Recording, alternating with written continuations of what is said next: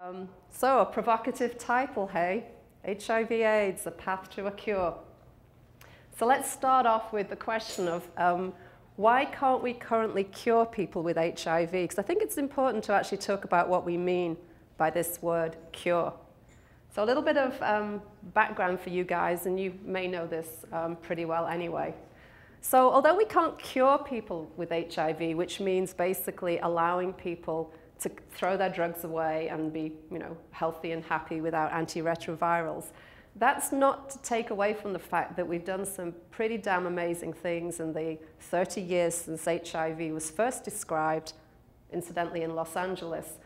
We've made amazing progress, and I pulled out here two figures from very important publications, 10 years apart.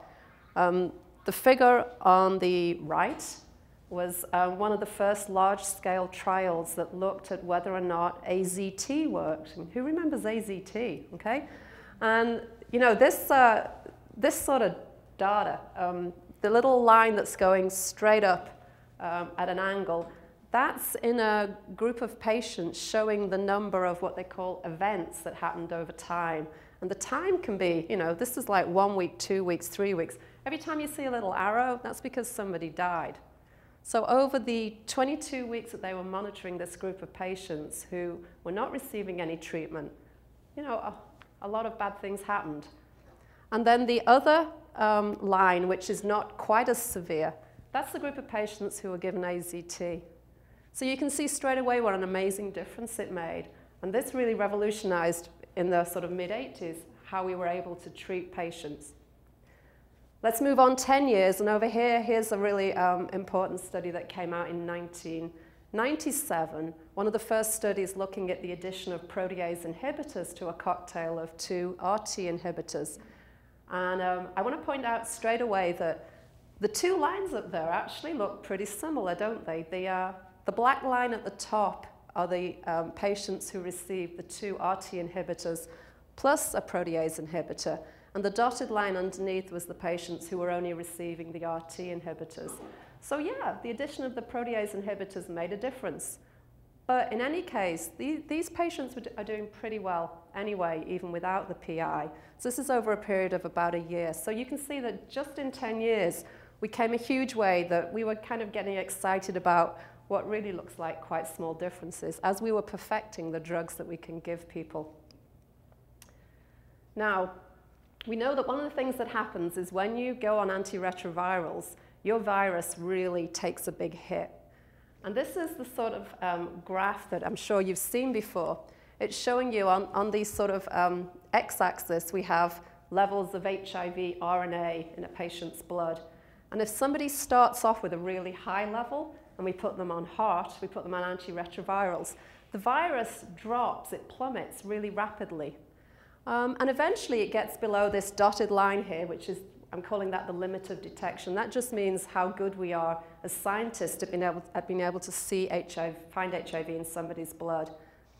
And initially when people saw this very rapid decay in the levels of virus, everybody got quite excited because they thought, okay, this line is just going to keep going down, and even though we can't see what's happening when we get down to these really low levels here, eventually the virus should just die out, and people can then come off their drugs and the virus will never come back. Effectively, we expected that we would be able to cure people. And certainly, this is Dr. David Ho from New York.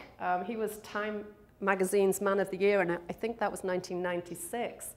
And a lot of his work that was done looking at the kinetics of loss of HIV-infected cells from people when they were given these drugs, his work really got people enthusiastic and optimistic that you could take somebody who was HIV-infected, hit them hard, hit them early with antiretrovirals, and eventually after 1 year, 2 years, maybe even a decade, there would be no virus left. And so people were kind of excited about this. But as you all know, that's not proved to be the case.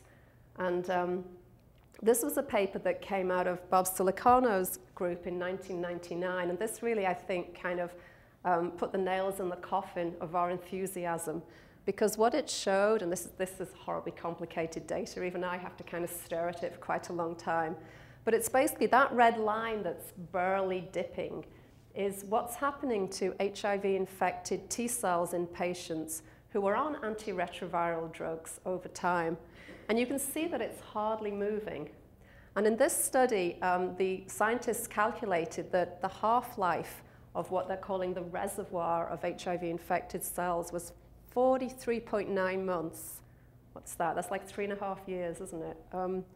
And they calculated that even if you only had 10 to the 5 HIV-infected cells left in your body after you first start taking drugs, it would take you 60.8 years to get rid of them all. So we're really talking about a lifetime or more of taking antiretroviral drugs to get rid of every last virally infected cell. And the reason that that's a problem is that if this isn't true, if the virus doesn't eventually die out, but instead we have this sort of situation where even though everything has gone down to really low levels, and in many cases it's below what we can detect clinically, you have a situation where you've got very long-lived virus at low levels, and that's what we call a reservoir. And the problem with the reservoir is if you take somebody off their heart, the virus just comes right back up in a matter of weeks, back up to the levels it was at before the patient went on heart. So you really are looking at a lifetime of taking antiretrovirals. Okay, so let's think about what the consequences of all this information is. So, you know, it's not all bad news. I would say that with the drugs we've got, we can extend indefinitely. If we can extend the therapy indefinitely, then we can come close to arresting the disease or preventing symptoms in people, but we can't eradicate the virus. And that's kind of the best case scenario because, of course, as you know, there can be further complications. For example, you know, chronic adherence to taking drugs for a lifetime is very challenging and very difficult. You're looking at somebody here. I'm a scientist. I couldn't even take like prenatal vitamins for 9 months when I was pregnant. So I totally get how soul destroying it is to be taking drugs every day. Drug resistance develops, even in the best of circumstances. And of course, these drugs are not without side effects, especially when taken over a lifetime. So there are side effects from both the drugs and the low levels of virus that are left in the body that impact on people's health. And then finally, of course, the influence of politics and economics. Who can get access to drugs? What's the cost? What's the availability? So all these factors really complicate the picture. And I think that's why we need a cure. So let's think about a cure. And I've got to introduce you to some terminology that we use in the field, because there are two types of cures, which is kind of good, isn't it? Hopefully one of them is going to work. So the first type of cure that people talk about is shown down at the bottom here, and this is called a sterilizing cure, which kind of sounds a bit painful. But what it basically means is it's the idea that if we can get every last virus out of a patient's body, then they're cured. So it's a sterilizing cure. That's going to be quite a challenge with HIV. The other type of cure, which is kind of the side of the field I'm on, is called a functional cure. And the idea behind a functional cure is it kind of admits that we probably right now don't know how to remove every last virus from a patient's body, but instead what we want to do is find some ways that we can make people live healthily, even with a low amount of virus in their body, and that they don't have to be taking drugs. So let's move on to the one recorded case of somebody who's actually been cured of HIV. And you guys must all know this story by now, yeah? Yeah? You can tell us. Well, I'm going to. I've got about 5 slides to tell you, so. Okay, so this is Timothy Ray Brown, also known as the Berlin patient. And up at the top there, this is a headline I kept from the New York Times in 2008. Yes, I read the New York Times, even though I don't live there. And it struck me, it was like a National Enquirer headline, "Rare treatment is reported to cure an AIDS patient." And it was talking about this individual who appeared to have been cured of HIV. All right, I'm going to tell you what happened, but first of all, I'm going to teach you something. Okay, before I do that, let's see, are there any bone marrow transplant surgeons in the audience? Okay, all right, then I can fake it. All right, so I'm going to tell you about bone marrow transplantation, and the reason I'm telling you this is because I was actually a professor of bone marrow transplantation for 5 years, and I never quite understood why people needed to get bone marrow transplantations with leukemia. So if I didn't know that, I'm assuming most of you guys don't either. All right, let's go through it. This person over here has cancer. They have a blood cancer, a leukemia, or a lymphoma. That's that big red blob in the middle. I'm not very artistic. And what happens is when somebody has leukemia or lymphoma, you want to get rid of their cancer. You treat them with chemotherapy or radiotherapy or a combination, and it will kill the cancer. But the problem is it also kills other cells in the body, and especially these little cells down here called HSCs, hematopoietic stem cells.